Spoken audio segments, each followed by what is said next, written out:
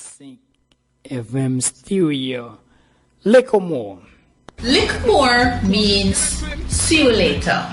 Little more means see you later. Ça dit là, les autres là disent mon little more. Little qui j'en l'écrit L K K L E. 2 K, OK, m'pa dire ça encore. L 2 K L E. L K et l'autre K encore L E. Little more. C'est M O R E. Little more. Little more. Ou même soit chat avec un Jamaïcain sur Facebook, n'importe qui bagaille. Well, fait une conversation, elle dit, little more. Signifie à la prochaine, à bientôt.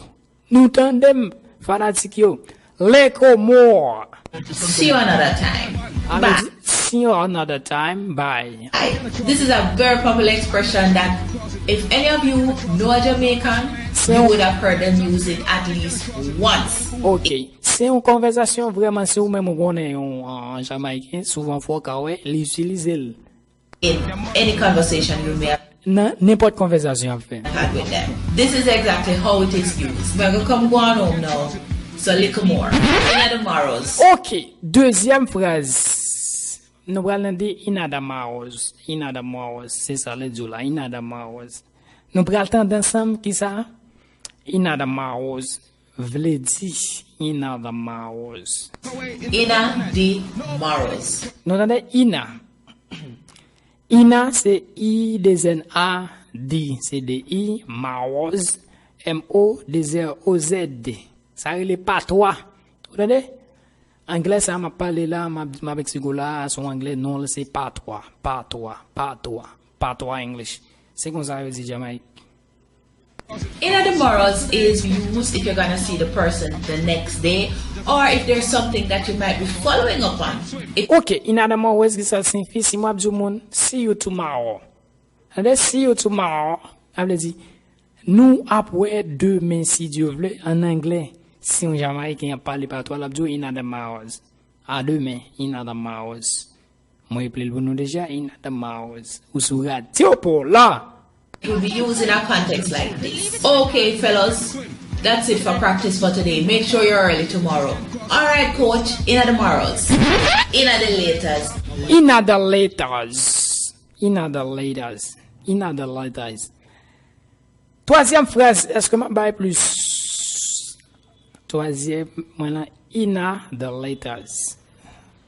Pas oublier, un peu le monde qui dit, bombo crap. Von Gonzalo dit, m'a bien temps de brancher ça. Chaque samedi, depuis le fait 7 heures, radio ça là même. 106.5 radio caramel, c'est lié. OK. 5 FM. 106.5 FM lié. OK. You're listening to Radio Caramel 106.5 FM.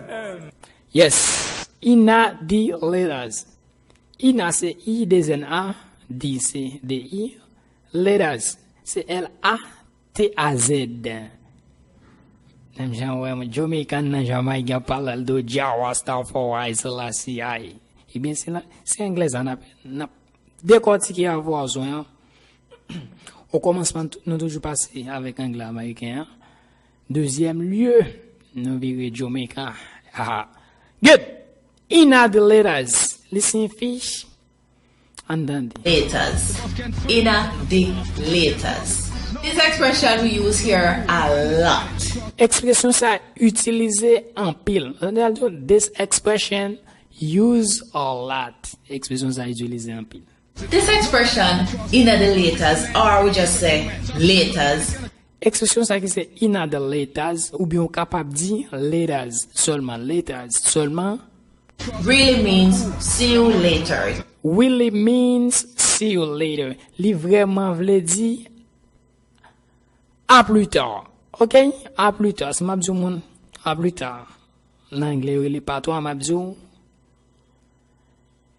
In other mouths. Good. Oh, sorry. In other letters. In other mouths. C'est à demain. In other letters. Okay, no problem. Could mean literally or it could mean see you next day, see you tomorrow, see you well. I don't know. Whenever.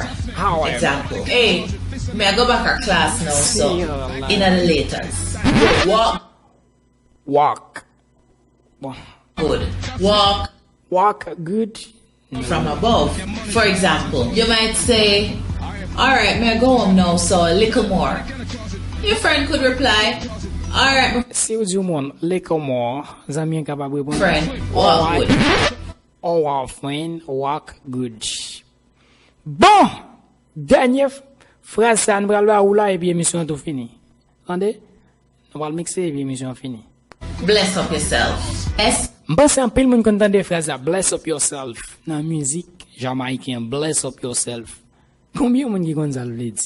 Écrit un SMS.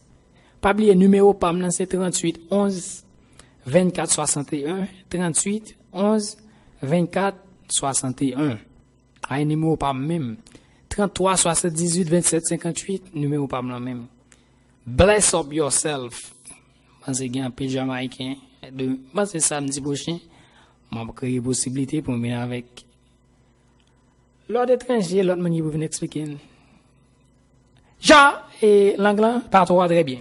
Mais aujourd'hui, nous allons aller dans bless up yourself, man. Bless up yourself, and allez. Up yourself. This expression has roots in the Rasta influence in our. Ok, yo di expression ça a gagné en pile influence par rapport à bon côté Rasta yo. Bless up. Bless up yourself. Ba me play le nom. Bless B-L-E-D-S. Bless up U-P ya. U-Y-U-H. Vous avez dit ya. Bless up yourself. Self S-E-L-F. Bless up yourself. Entendez la plaisir. Self. S up yourself. This expression has roots in the Rasta influence in our culture.